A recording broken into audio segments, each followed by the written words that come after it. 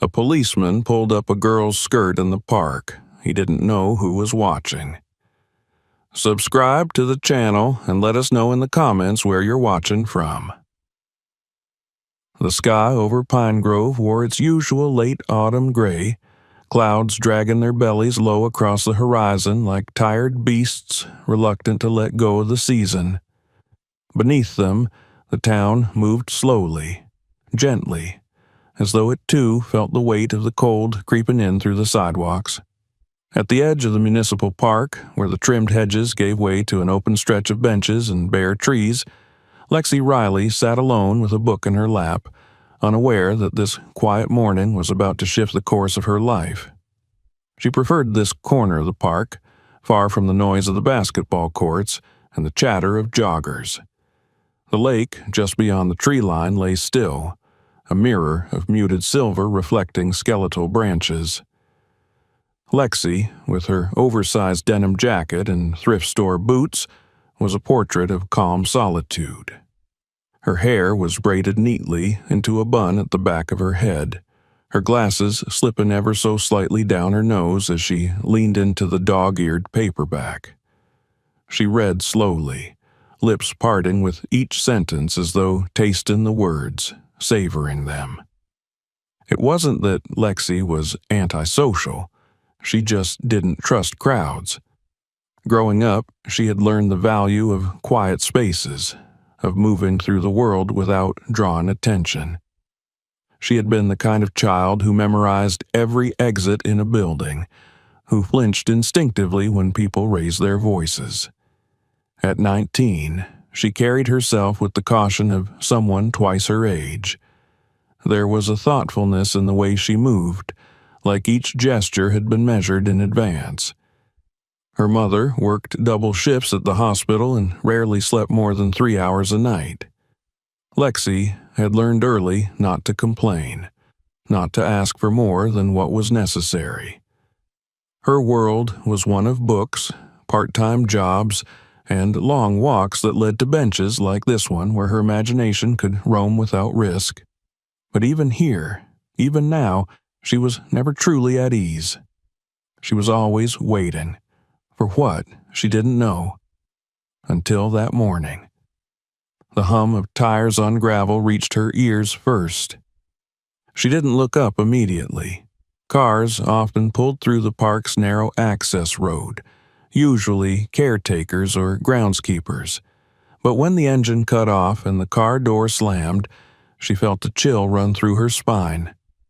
She looked up just as 2 police officers stepped onto the paved path, boots crisp and polished, uniforms dark against the pale surroundings. They didn't come jogging toward her. They walked slowly, deliberately, the way someone walks when they're not in a hurry to explain themselves. Lexi sat a little straighter, the book forgotten in her lap. Her fingers moved instinctively to the strap of her bag, tightening it. The older officer, tall, thick in the shoulders, with weathered skin and a square jaw, walked ahead of his partner. His name tag read Boyd, and his gaze held the hollow, indifferent weight of someone long past the need to pretend they cared. The younger one, Balu, looked barely older than Lexi herself. His face was lean, pale, and his eyes shifted constantly, not out of vigilance but uncertainty. "Mornin'," Boyd said, his voice flat like a coin tossed without care. "What's a girl like you doing out here alone?" Lexi blinked. "I'm just reading," she said quietly. "It's a public park." Boyd chuckled, the sound dry and humorless. "Sure it is. And we're just making sure everything stays safe and friendly." Baloo hovered a few feet back, his hands tucked behind his back in a posture that mimicked discipline but radiated discomfort. He didn't speak. Lexi felt her stomach tighten. She tried to maintain eye contact without letting it seem like a challenge. "I have ID if you want to see it." Boyd didn't reach for it. Instead, he stepped closer, scanning her up and down, as though her presence required explanation. Funny thing, he said, voice low now. People think public means they get to squat wherever they want and look cute doing it. Lexi didn't reply. She reached slowly into her bag, keeping her movements deliberate, controlled. But before she could retrieve anything, Boyd flicked his wrist. With practiced motion, he tapped the end of his baton against the edge of her skirt and flipped it upward. It happened in a blink, just enough for a gust of wind to catch the hem, just enough for her thighs to be exposed, just enough to humiliate. Lexi gasped, instinctively slapping her hands down to her legs, face burning with a mixture of shame and fury. Her book fell to the ground beside her boot. "What the hell are you doing?" she said, her voice cracking. "You just assaulted me." Boyd let out a short laugh. "Relax. It's Sunday. We're just having a little fun." Baloo gave a strained chuckle, then immediately looked away. He knew. She could see it in the way he swallowed, in the way he refused to meet her eyes. He knew it was wrong, and he did nothing. Lexi stood up, not because she felt brave, but because she refused to remain seated while someone tried to make her feel small. Her legs trembled, but her spine held. "You think this is funny?" she said. "You think you can do this to anyone?" "Not anyone," Boyd smirked. "Just girls like you." The words hit harder than the baton. Lexi's mind reeled, but somewhere beneath the fear, beneath the shame, a spark flickered to life. Her hand moved toward her phone, not shaken, just moving with the precision of someone who had reached the end of silence. She dialed a number she hadn't used in years. It rang twice. "Maya," she whispered, "I need you." There was a beat of silence on the line, then one word. "Where?" "Pine Grove Park. East Bench, near the lake." "Don't move." Lexi ended the call and sat back down. She folded her skirt tightly around her knees, staring straight ahead at the lake. She didn't look at Boyd. She didn't speak to Baloo. Her fingers clenched around her phone like it was a weapon.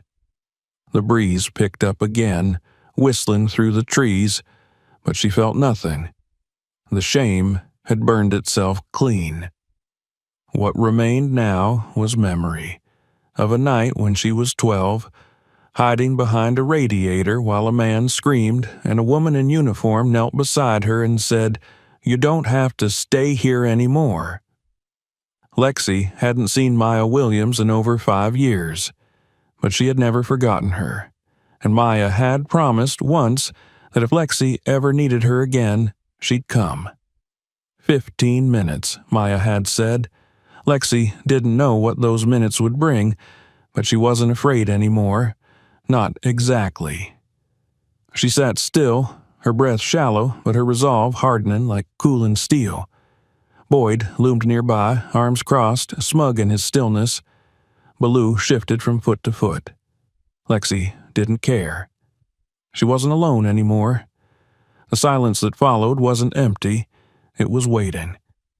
Like the first second before a thunderclap. Like the pause before something breaks.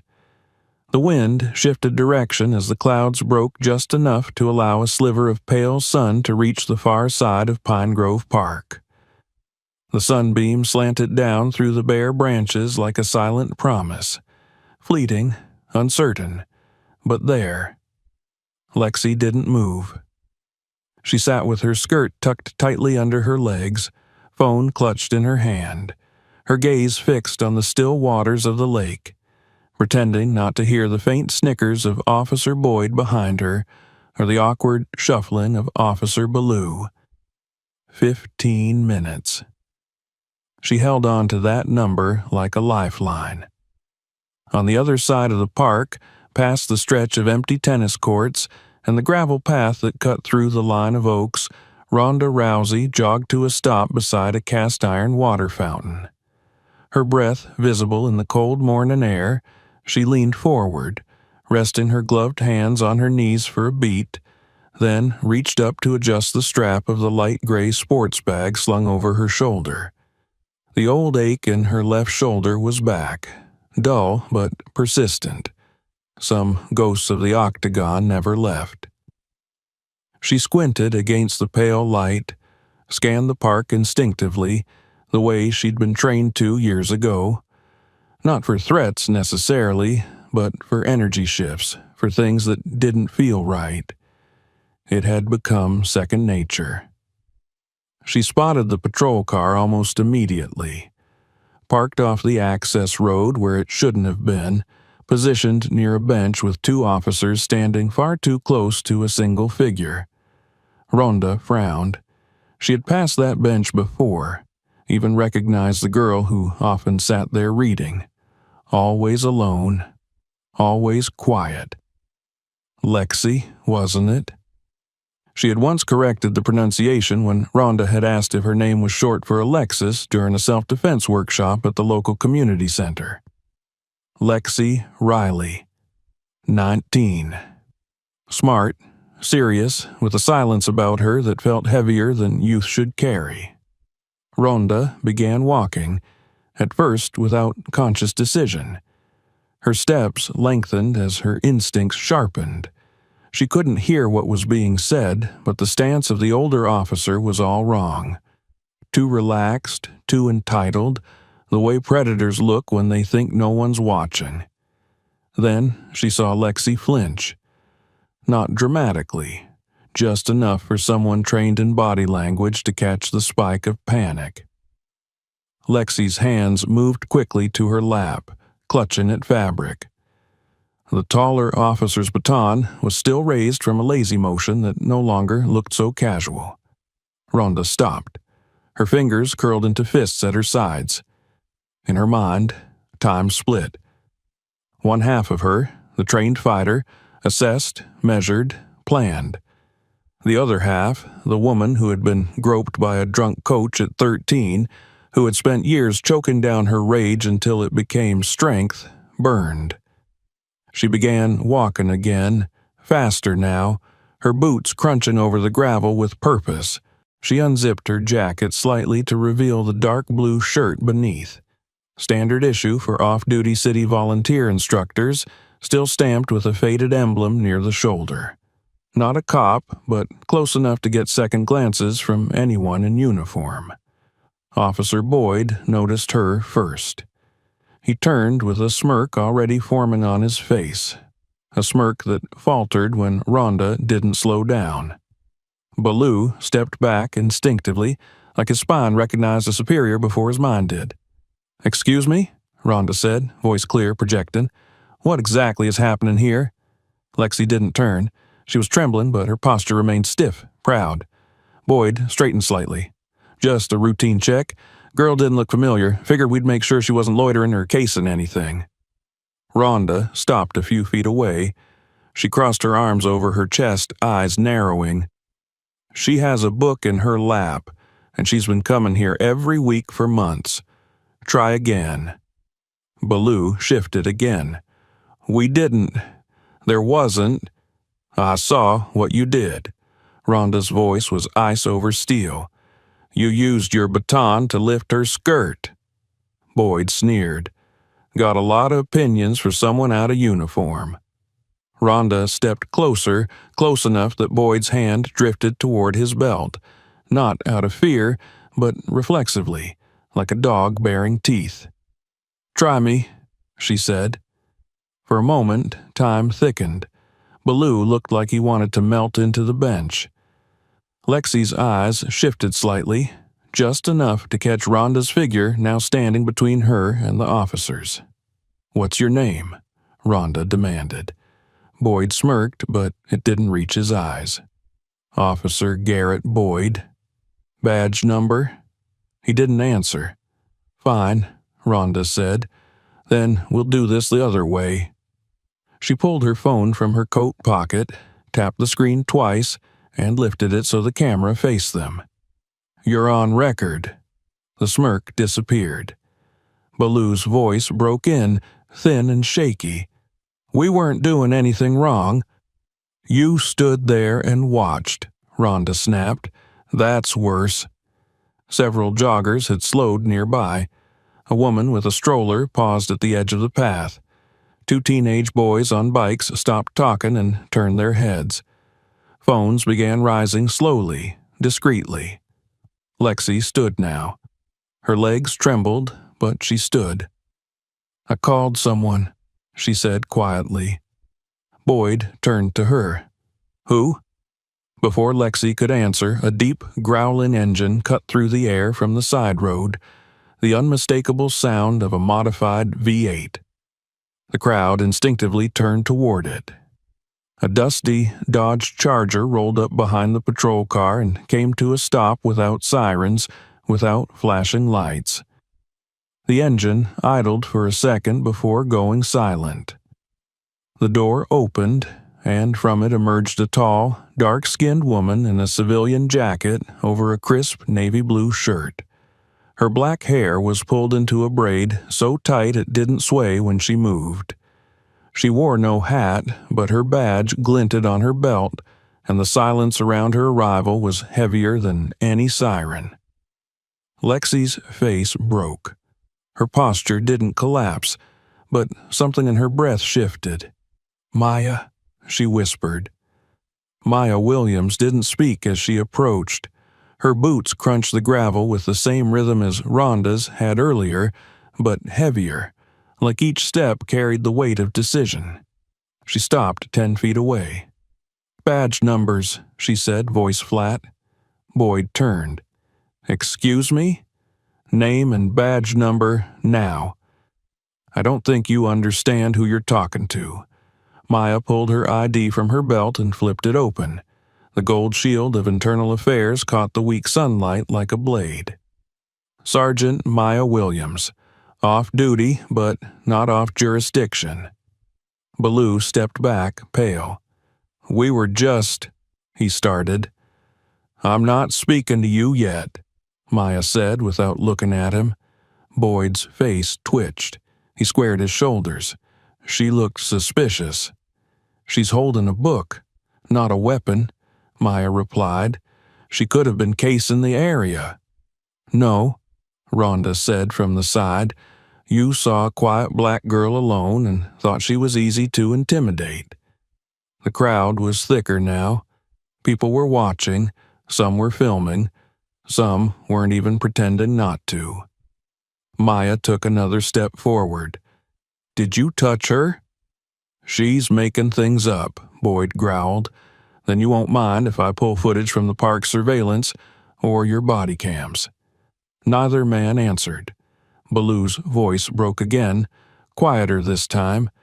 "Mine's charging at the station." Maya turned to Lexi, her voice softer.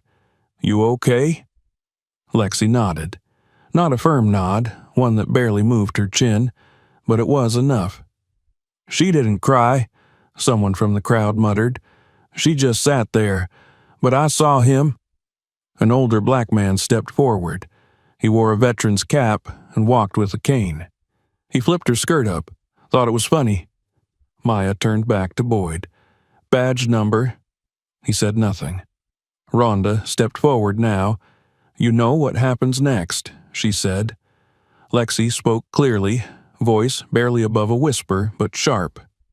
"Garrett Boyd, badge 31478. His partner is James Ballou, badge 30952. I memorized them." Maya nodded. "Good. Anyone who saw what happened, please stay. IA is en route. Your statements matter." Boyd stared at Ronda now, then Maya. "You're going to regret making this a show." Maya moved so close to him that he could see his own reflection in her mirrored lenses. "No," she said calmly. "You're going to regret thinking no one would ever show up." Lexi exhaled, not in relief, but in something like belief. For the first time in her life, she wasn't afraid of the uniform, because today the uniform had turned to protect her, not crush her, and behind her stood not just one woman, but two. One who had once knelt on a dirty floor and said, "You don't have to stay here anymore," and one who just made sure no one would ever put her there again. The drive to the Pine Grove Police Department was quiet, the kind of quiet that clung to your skin like damp clothes after a storm. Lexi sat in the back seat of Maya's car, her hands folded tightly in her lap, her gaze fixed on the world passing beyond the window. The town looked unchanged. Same storefronts, same sleepy sidewalks, same families crossing at stoplights. But Lexi knew something had cracked. It wasn't just about her skirt or the baton or Boyd's smirk. It was about how easily it had happened, how natural he had made it seem. Like he had done it before. Like he would do it again. In the driver's seat, Maya kept one hand on the wheel, the other resting on the base of the radio. She hadn't said much since leaving the park, but her presence filled the vehicle like a second engine. Steady, powerful, unwavering. The woman who had once knelt beside a scared 12-year-old girl in a filthy apartment was still that same anchor, only now the girl beside her wasn't hiding. She was rising. Behind them, in a separate patrol car, Officers Boyd and Ballou were being escorted to the station. Ronda had insisted on following, just in case. She rode behind with her arms crossed, jaw clenched, her eyes never leaving the taillights of the cruiser ahead. She wasn't wearing a badge, but that didn't matter. The weight she carried was heavier than any uniform. When they arrived, Lexi hesitated before getting out of the car. The building loomed over her, glass and brick, clean and clinical. She had never stepped inside before. Never had reason to. It felt more like a courthouse than a place of protection. Maya placed a hand on her shoulder, gentle but firm. "You don't walk in here alone," she said. Lexi nodded and followed her inside. The front desk officer blinked when he saw Maya and stood a little straighter. She showed her badge, and the man quickly waved them through. The hallway smelled like industrial cleaner and stale coffee. The station was busy, but something about Maya's presence cut through the motion. Officers glanced up from desks, paused mid-conversation. One man whispered something to another.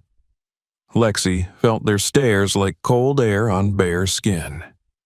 They were escorted to a small conference room where a plainclothes internal affairs officer waited with a clipboard and a stack of forms. The man introduced himself as Lieutenant Harper, his demeanor polite but brisk. He gestured for Lexi to sit, and as she began recounting the events, Maya stood nearby, silent but watchful. Lexi's voice didn't shake. She spoke slowly, carefully, her eyes occasionally flicking toward Maya as if grounding herself. She told them everything. The approach, the questions, the sudden movement of the baton, Boyd's words, Ballou's silence. She didn't embellish, didn't cry. She didn't need to. The truth was heavy enough. When she finished, Harper nodded and turned to Maya. "We've sent for park surveillance footage. Body cam, data too, though I'm guessing." "They weren't running them," Maya said flatly. He sighed. "That's what we thought." A knock came at the door. Another officer entered, younger, looking nervous. "Sergeant Williams, you're needed upstairs. Officer Ballou. He's ready to talk." Maya looked at Lexi. "I'll be back soon." Lexi nodded. "I'll be fine." Maya left with a calmness that masked the storm brewing behind her eyes. Upstairs, Ballou sat in a small, windowless interview room, his hands clasped together so tightly his knuckles had gone white. He looked up as Maya entered and gave her a nod that wavered between apology and fear. She didn't sit. "You know what you let happen," she said. Ballou's throat worked. "I didn't touch her. But you didn't stop him." He broke off. "He's my senior. I didn't know what to do. I thought it was a joke. Then it wasn't. Then it was too late." "There's no such thing as too late," Maya said. "There's just what you do after." Baloo swallowed. This wasn't the first time. I mean, I didn't see him do this exactly, but there were comments, patrols he requested specifically. He'd brag after, girls alone, mostly black girls, ones he thought wouldn't speak up. Maya leaned forward slightly. "Names, dates, anything you remember."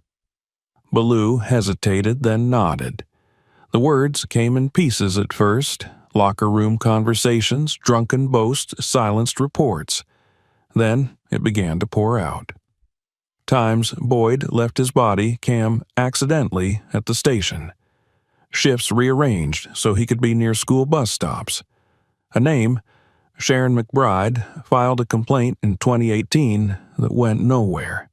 Baloo remembered because Boyd had laughed about it for weeks. Maya stood still for a long moment after he finished. Then she said, "You've done the right thing. Don't stop now."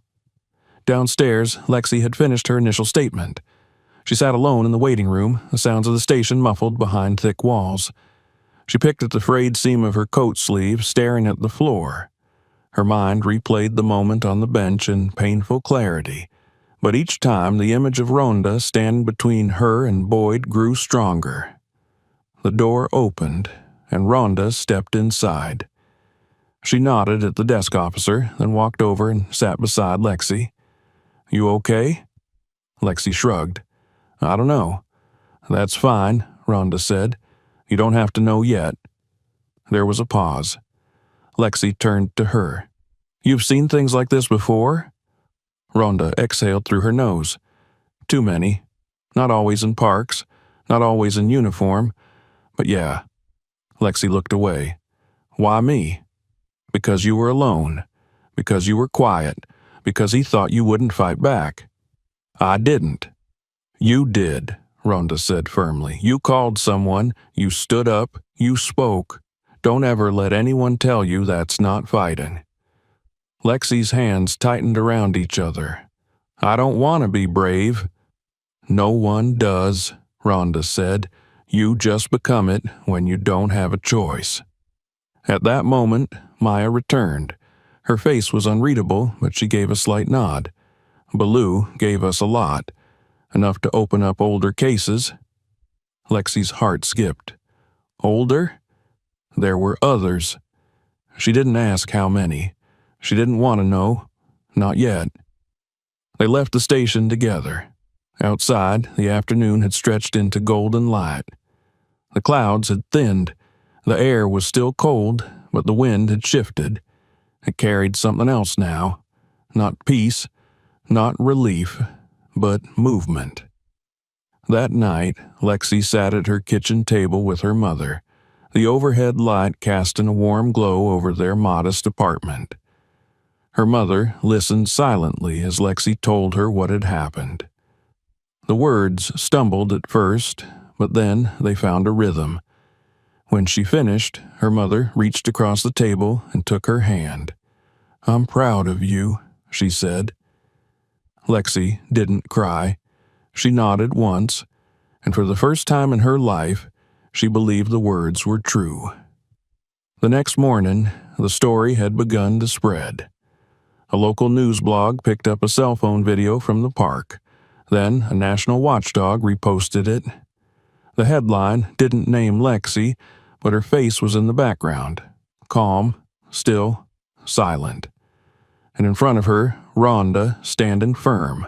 Comments began flooding in, some supportive, some cruel, some demanding justice, others calling it overreaction. But the silence was broken. In the coming days, Maya reopened Sharon McBride's file. She reached out. Sharon's number was still active. The woman on the other end of the line hesitated, her voice low and tired. "I was told nothing could be done," she said. "Well," Maya replied, "they didn't have what we have now." Outside, in a different city, Ronda walked into her training facility. A group of teenage girls waited for her, their eyes wide with unspoken questions. She didn't bring up the park. She didn't need to. They had all seen it. Instead, she said, "Today we talk about voice. Because fists could break bones, but voices could break systems." And in a small office, Lexi opened her laptop. A message blinked at her from a stranger, a girl she didn't know. The message was short. "I saw what happened. I've been scared to talk about mine, but maybe I don't have to be anymore." Lexi read it twice, then she wrote back, "You're not alone." Because she wasn't. Not anymore. It began with a phone call in the middle of the night, not from a reporter or a lawyer, not from an officer or a city official, but from a teacher. She had seen the video. She had recognized the look on Lexi's face. Not just the shock or the humiliation, but the stillness, the too familiar stillness of someone used to enduring. She didn't give her name. She just said, "Tell her she's not the only one," and hung up. Lexi lay awake afterward, eyes fixed on the ceiling of her bedroom, the words echoing against the walls of her memory. The next morning, the phone rang again. A former student, a social worker, a grocery clerk, all women, all quiet, all previously unheard, and every call said the same thing in different words. "I thought I was alone." By the end of the week, Maya's desk at Internal Affairs was buried in reopened files. Complaints once closed as unsubstantiated or resolved internally now formed a pattern too precise to ignore. Sharon McBride's case from 2018. A complaint filed by a mother whose teenage daughter had been randomly searched near a bus stop. A university student pulled over for a broken tail light and asked if she was hiding anything under her skirt. Every story different in detail, but the tone was identical. Quiet, hesitant, burdened by the fear of not being believed. Maya worked late into the night, sorting through digital files and physical paperwork that reeked of dust and denial. Her fingers moved methodically, eyes scanning for the smallest threads that could link the past to the present. It wasn't about just catching one man anymore, it was about dragging the entire rotten system into the light. Each folder held more than facts. It held shame and courage and the weight of years spent wondering whether anyone would ever care. At the same time, Ronda's world shifted from the gym to the center of a cultural firestorm. News outlets reached out for interviews. Podcasts requested her voice. Former colleagues from the fighting world sent messages of solidarity or condemnation. Half the town called her a hero. The other half said she had no right to interfere with police business. She didn't care about the noise. She only cared that girls like Lexi now had a face to follow, a name to anchor themselves to. But she also understood that being a symbol was a fragile thing. It could turn into a target just as quickly. Someone smashed the window of her self-defense center on a Wednesday night. Nothing stolen. Just glass shattered and red spray paint on the wall. 3 letters, lie. She stood in front of the building the next morning, the sun rising behind her, and didn't flinch. Later that day, she held class anyway.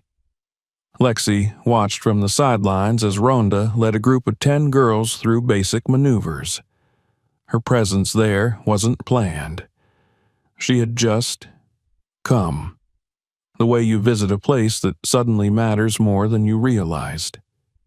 She sat on the edge of the matted floor, hands folded in her lap, eyes tracing the movements.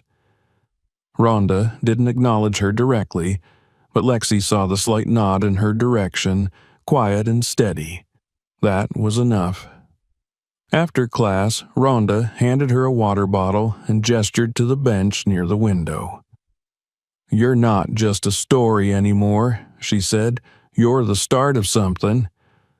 Lexi didn't answer immediately. She opened the bottle, took a sip, then looked outside. The street was quiet. A woman walked a dog across the intersection. A child rode a scooter over a crack in the pavement. "I'm scared of what happens next," Lexi admitted, "of being visible, of being asked to speak for people I don't know." "You're not speaking for anyone," Ronda said. "You're making it safe for them to speak for themselves." The following evening, Maya met with Sharon McBride in a small cafe tucked between a laundromat and a barber shop. Sharon arrived in a coat too big for her frame, hair pulled back, eyes guarded. She sat with her hands in her lap and didn't order anything. Maya didn't push. She simply opened the folder, laid out the complaint Sharon had filed nearly 5 years ago, and waited. "I thought I was crazy," Sharon said after a long pause. "They told me I was exaggerating, that he followed procedure, that I was being emotional." "You weren't," Maya said, "and you're not alone." Sharon swallowed hard. "Why now?" "Because someone else said no, and this time someone was listening." The tears didn't fall, but Sharon's shoulders sagged in relief, as if she had been holding a weight too long and hadn't realized until now how heavy it had become. She agreed to testify. Word spread quickly, not through press releases or televised briefings, but through whispers, shared messages, secret conversations in church basements and beauty salons. Women who had never met each other found themselves linked by the invisible thread of survival. They weren't broken. They weren't victims. They were witnesses to the truth. Maya assembled a team of legal aides and community advocates. Statements were gathered, timelines constructed. The names of other officers surfaced, men who had looked the other way, laughed, dismissed complaints, or failed to act. The circle around Boyd widened. Internal Affairs approved a full investigation into not only his conduct, but the culture of silence that had allowed it to thrive. Baloo continued to cooperate. His demeanor had shifted entirely. No longer the nervous rookie trying to fit in, he now spoke like someone seeking redemption, desperate to separate himself from the rot he'd been part of. He named names, recounted stories, described a precinct where silence was a survival tactic and ethics a liability. "I didn't know how to stop it," he said during one meeting. "I thought if I stayed quiet, I was staying safe. But that silence—" He paused. "It cost her something." "It cost a lot of people something," Maya said. Lexi sat through one of the meetings, not to speak, but to watch, to see the system laid bare. It wasn't comforting, but it was clarifying. There were cracks in the walls, and now the light was coming in. Later that night, Lexi received another message from a girl whose name she didn't recognize. It was short, just 6 words. "He used to follow my bus." Lexi stared at the screen, then wrote back, "I believe you." The girl didn't reply, but that didn't matter. Sometimes belief was enough to keep someone from breaking. Ronda joined Maya in a closed meeting with city officials and oversight representatives. The room was crowded with suits and silence, the kind that thickened like fog around uncomfortable truths. Maya laid out the files. Ronda spoke only once. "This isn't about a rogue cop," she said. "It's about a system that assumed no one would ever push back." The officials nodded, their expressions unreadable. But when Maya handed over the growing list of statements, confessions, and patterns, even the most cynical among them couldn't deny what they saw. In the days that followed, the first formal charges were filed. Boyd was suspended without pay pending investigation. Internal Affairs agents swept through the precinct, reviewing conduct, digital logs, surveillance files. Officers whispered in break rooms, cleared browser histories, deleted messages. But it was too late. The wave had already begun. Lexi stood in her bedroom one morning, staring at her reflection in the mirror. She had changed, not in any visible way, same face, same eyes, but the way she stood, the way her shoulders lifted instead of folded, the way she met her own gaze, something had shifted. Her mother knocked lightly on the door. "Someone here to see you," she said. Ronda stood in the living room holding a folded piece of paper. "It's from one of the girls," she said. "She asked me to give it to you." Lexi unfolded it, child's handwriting, blue marker, crooked letters. "You are strong. I saw it." She smiled, small, quiet, but real. That night, Maya pinned a photograph to her office corkboard, Lexi on the park bench, Ronda standing before her, Boyd in the background. She added a string, connecting it to a photo of Sharon. Then another to the girl at the bus stop. Then Baloo's signed statement. Then the security footage timestamp. The board wasn't a wall of victims. It was a map of voices. And as Maya stood back and looked at it, she realized something profound. They weren't fighting one man. They were unearthing the truth from under years of silence. And truth, once exposed, was hard to bury again. The wind outside rattled the windows. Maya didn't flinch. She reached for the next file. The story wasn't over. It was just beginning to roar. The courtroom felt like a place where truth held its breath. Outside, Pine Grove moved with the same disinterested rhythm it always did. School buses creaked down early morning streets, coffee shops filled with yawning students and weary commuters, and police cruisers passed unnoticed along familiar routes. But inside the municipal courthouse, the silence was heavier. Not just quiet, but dense, like something waiting to crack under the weight of too many years, too many stories, and too few consequences. Lexi stood in the hall near the water fountain, her hands clenched together in front of her. She had chosen her outfit with care. Navy slacks, a soft cream blouse, her braids pulled back into a neat bun. She didn't want to be seen as polished or fragile. She wanted to look like herself, unapologetically, unmistakably herself. Maya stood beside her, her presence as solid and immovable as a tree grown into the ground. Across the corridor, Ronda leaned against the wall, arms crossed, her eyes scanning every face that passed. Silent, watchful. The building filled steadily. Reporters filed in with notepads and camera phones.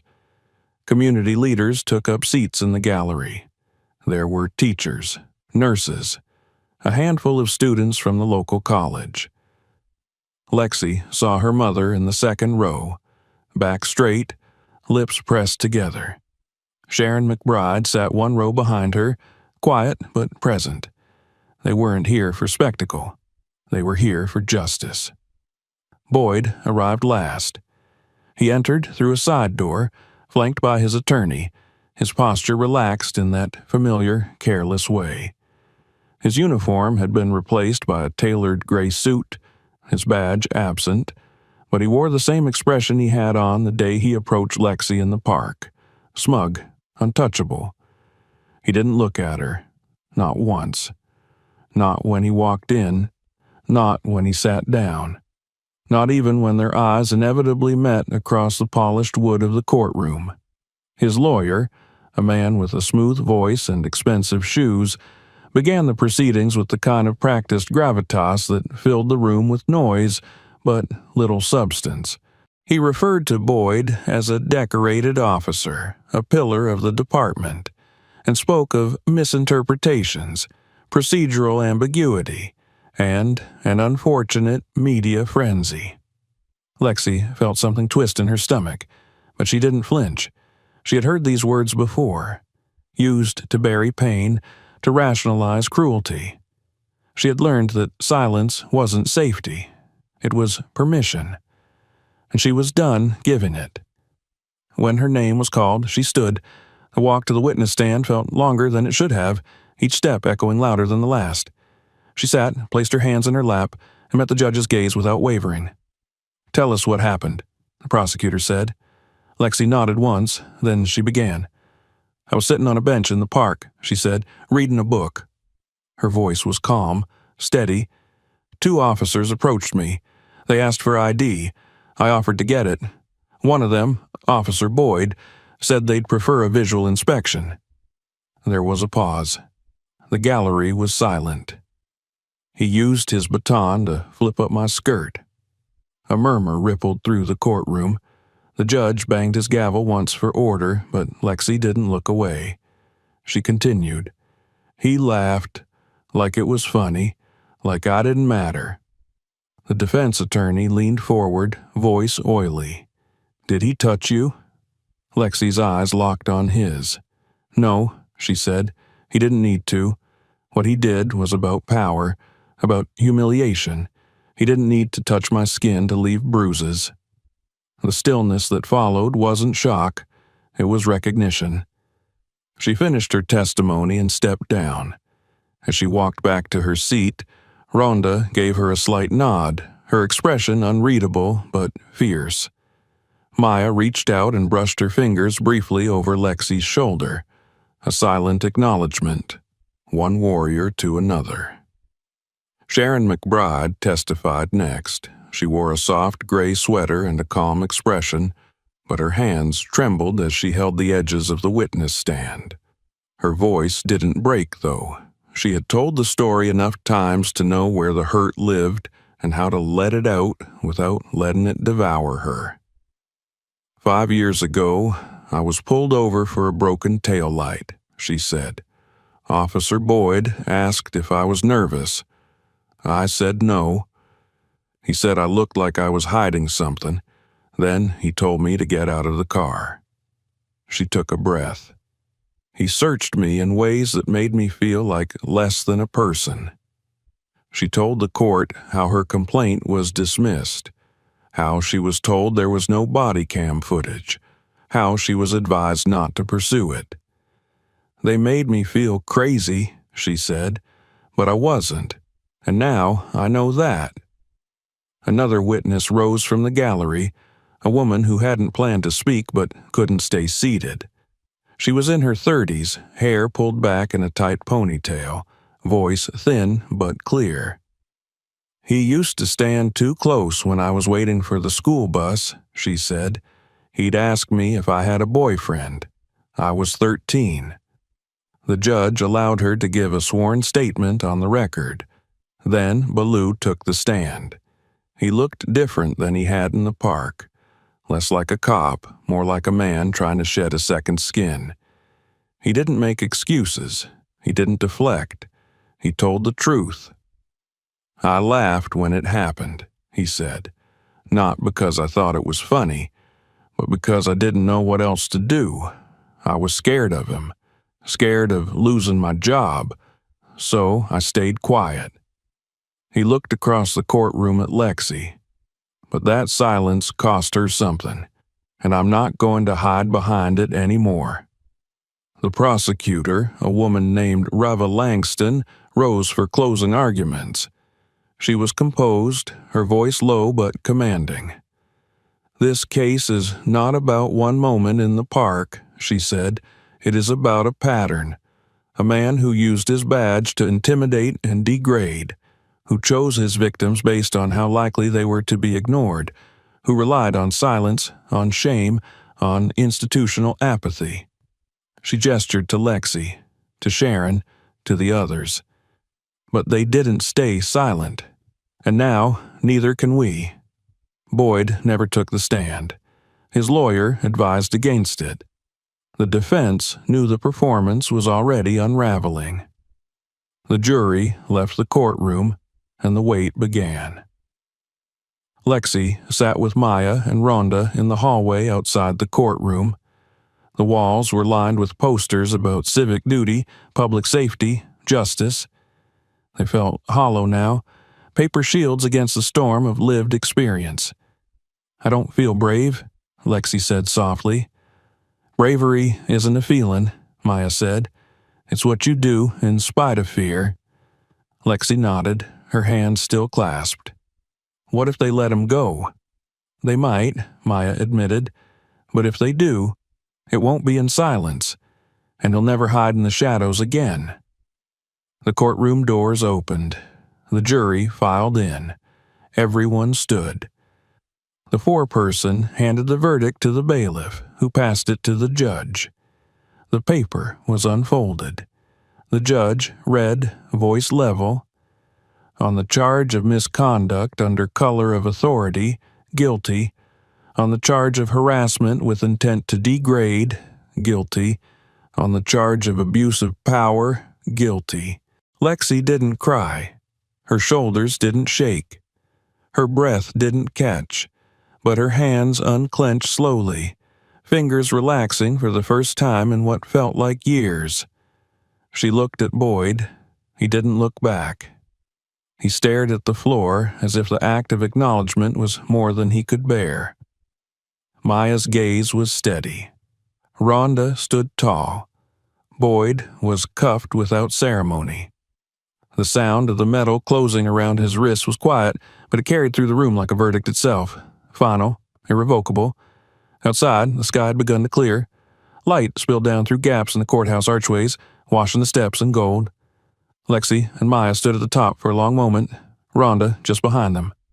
That was brave, Maya said. Lexi shook her head. That was overdue. Maya smiled faintly. How do you feel? Lexi looked out over the town. Like I'm finally standing in my own name. Maya nodded. That's the first break. The wall doesn't fall all at once, but once it cracks, it doesn't stop. Lexi's lips curved, small and sure. Then let's keep cracking it. They walked down the steps together, not as victims, not as enforcers, but as something more enduring. Survivors, builders, witnesses, and behind them the courthouse stood tall and still, a place that had, for one day at least, remembered what it was built for. The wind that moved through Pine Grove the morning after the verdict was softer than usual, touched with the scent of coming rain and something quieter, something clean.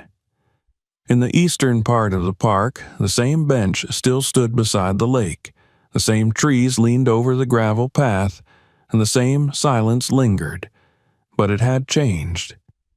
It no longer felt like avoidance. It felt like recovery. A place catching its breath after being held too long. Lexi sat alone on that bench again, though the weight she carried now was different. Not lighter, but earned. Her hands rested in her lap, one palm covering the other, her spine straight. She didn't look behind her, though she knew Maya was nearby, leaning against the trunk of a tree not far off. She didn't need to see her to feel her presence, just like she didn't need to speak to know that this moment belonged to something much larger than her. Ronda arrived with no fanfare. She walked the path slowly, a coffee in each hand, wearing jeans, a charcoal hoodie, and the same firm expression that had never softened for the public. She sat beside Lexi without a word, handing her one of the cups. They drank quietly, the lake reflecting a milky gray sky above them. "He's gone," Lexi said after a while. "Not gone," Ronda answered. "Just visible. Finally." Lexi nodded. She felt it too, the difference between erasure and defeat. Boyd might never wear a badge again, but the system that had let him thrive still stood, tall and quiet and dangerous. It would not crumble from one verdict, but it had cracked, and she had helped do it. "I've been thinking," Lexi said. "What if we built something?" Ronda tilted her head slightly. "Built? For girls like me, for women like Sharon, even the ones who still don't know how to speak. A place where you don't have to explain why it hurt, where someone listens before asking questions." Ronda looked out at the lake. A place where the silence ends. Lexi nodded. "Yeah, They sat there for a long time, not needing to talk, not needing to justify the stillness. When they finally stood, it was with the quiet resolve of people who had lived through the fire and come out whole on the other side. Over the next week, Lexi worked in silence, but not alone. She cleared space in her mother's garage for planning materials, began sketching logos on scraps of printer paper, and sent messages to every girl and woman who had reached out during the investigation. Most didn't reply immediately. Some never did, but many did. And of those, more than a dozen asked one question: what now? Lexi had her answer. She called it the silent stand. She worked late into the evenings between part-time classes and shifts at the bookstore. Maya dropped off resource lists and referrals, sometimes in person, sometimes slipped through the mail slot. Ronda brought coffee and printed articles about community grant applications. They didn't hover. They didn't direct. They stood behind her like pillars, solid, unyielding. By the end of the second week, Lexi had a name, a mission statement, and 36 sign-ups. Most were teenagers.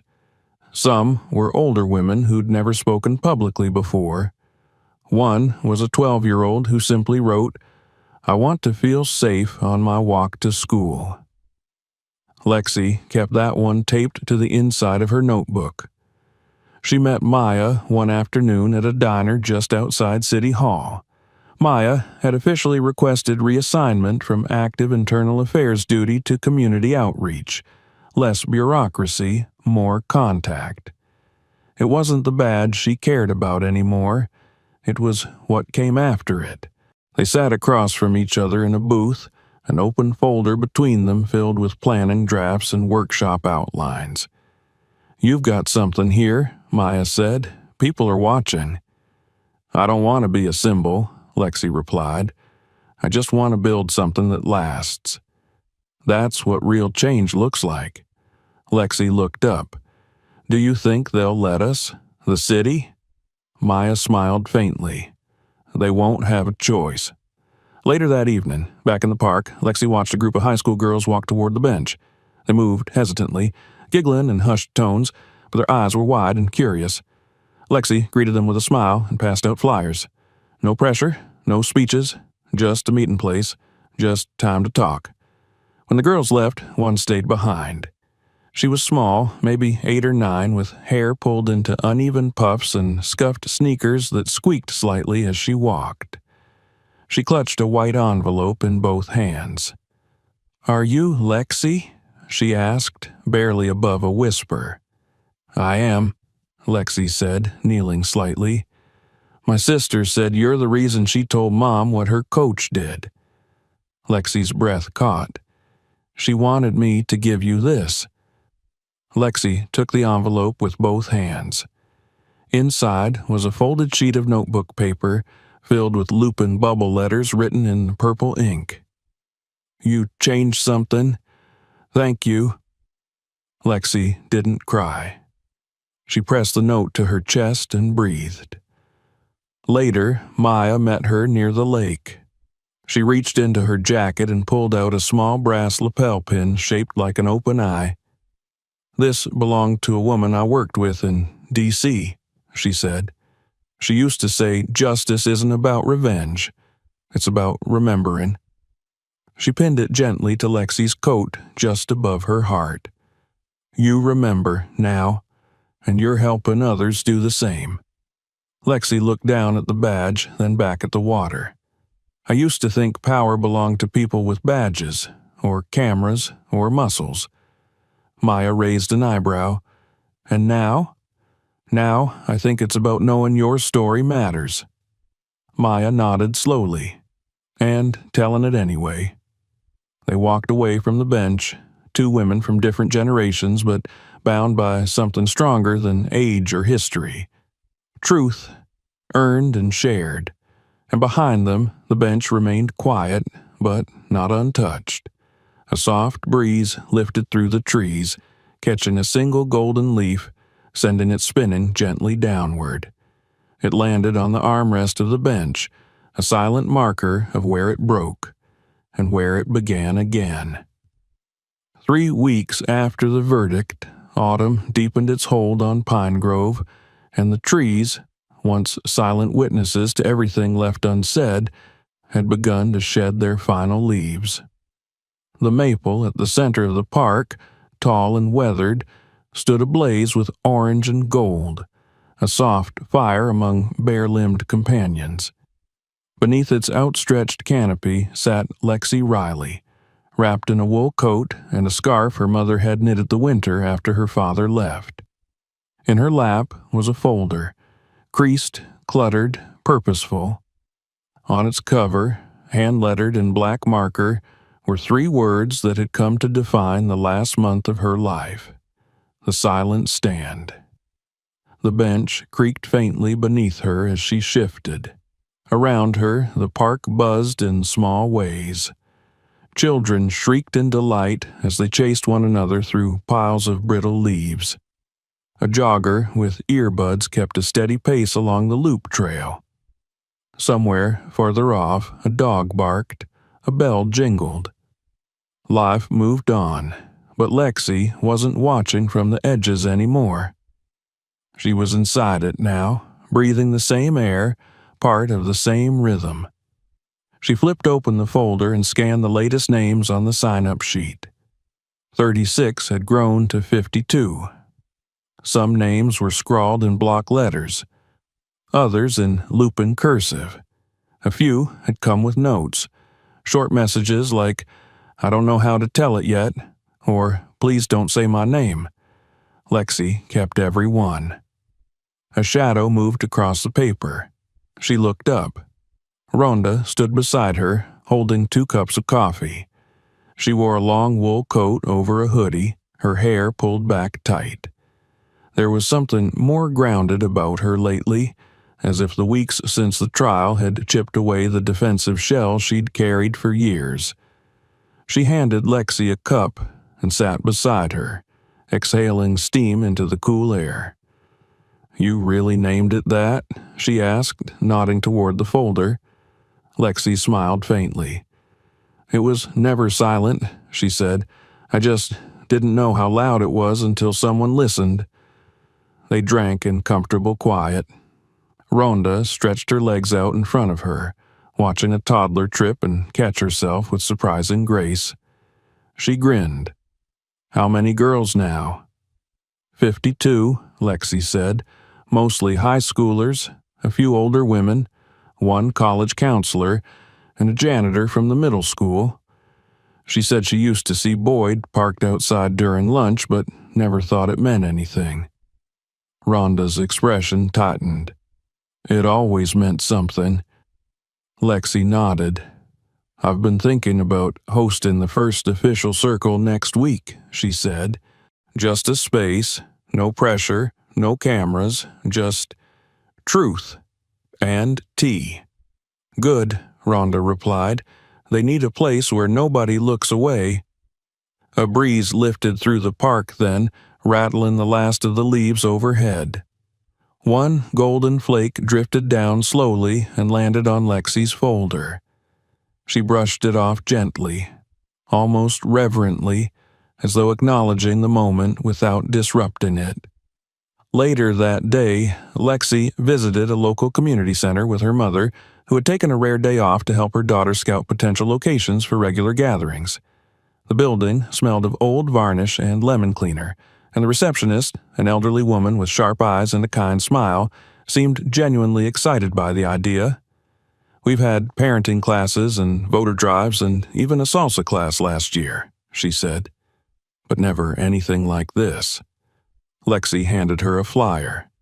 "It's not just about what happened. It's about making sure it doesn't keep happening." The woman folded the flyer carefully, as if it were a contract. "You let me know what you need." As they stepped outside, Lexi's mother paused on the steps and turned to her. "You've grown," she said, "not taller, but deeper. I can see it." Lexi looked at her, surprised. Her mother rarely spoke in metaphors. I thought I would be angry forever, she admitted. At him, at the silence, at myself. And now? I feel clean, Lexi said, like I got out of something I didn't even know I'd been breathing in. Her mother nodded. They walked down the sidewalk together, arms brushing. The city around them seemed just a little more open. That evening, Maya invited Lexi and Rhonda to her apartment for dinner. It was a small place on the second floor of an older building near the heart of the city, filled with soft light, worn bookshelves, and the scent of roasted vegetables and rosemary. The meal was simple but warm. Baked chicken, couscous, steamed greens, and the conversation shifted between quiet jokes and quiet gratitude. After the plates were cleared, Maya retrieved something from a small wooden box near her bookshelf and returned to the table. It was a pin, brass, in the shape of an open eye. This belonged to a woman I worked with in D.C., she said. She used to say, "Justice isn't about punishment, it's about remembering." She held it out to Lexi. "You remember now, and you're helping others do the same." Lexi took it with both hands. The metal was cool and heavy. She pinned it to her coat the next morning before heading back to the park. Not out of pride, but out of promise. She found a girl waiting by the bench, no more than 10, skinny arms folded across a puffy pink jacket. She looked up when Lexi approached. "My sister said you helped her," she said simply. "Is your sister okay?" Lexi asked. "She is now. She wanted me to give you this." The girl handed her a folded note and ran off before Lexi could say anything more. She opened the paper slowly. "Thank you for making her brave." Lexi stared at the words for a long moment, then tucked the note into her coat pocket beside the brass pin. Later that week, the silent stand held its first circle. 10 women sat in folding chairs arranged in a wide ring in a quiet room at the community center. The walls were bare, the lighting soft. In the center sat nothing but a ceramic teapot and a stack of blank notebooks. Lexi didn't open with a speech. She didn't tell them how to feel. She simply sat and waited. Eventually, one voice broke the quiet. "I never told anyone because I thought no one would believe me." Then another. "I thought it was my fault." Then another. "He said I was lucky it wasn't worse." The words came like water from a cracked pipe, uneven, pressurized, unstoppable. Lexi didn't write them down. She didn't need to. They lived now. When the meeting ended, one woman stayed behind. She was in her 60s, hair gray at the roots, eyes red-rimmed but dry. "You're younger than my granddaughter," she said, "but today you made me feel whole." Lexi hugged her. It wasn't planned, it wasn't careful, it was real. That night, Lexi sat in bed with her notebook open, jotting down ideas for the next circle. A space for younger girls, a session for educators, a training for bystanders. Her world had expanded, not with chaos, but with clarity. Maya called just before midnight. "I wanted you to know," she said. "Boyd filed an appeal. It was denied." Lexi closed her eyes. "Thank you." And "thank you," Maya said, "for not just standing up, for standing still, and letting the world see what strength really looks like." When the call ended, Lexi stepped outside onto the porch. The night air was cold and crisp, the stars scattered like glass. She thought of everything that had brought her to this moment. Of the bench, of the baton, of the voice that had once trembled with fear and now spoke with quiet conviction. A gust of wind swept through the neighborhood. Another golden leaf drifted down and landed softly at her feet. She picked it up, studied its veins, then let it go. It floated off into the dark. She turned, went inside, and closed the door behind her. The story wasn't finished, but the silence was.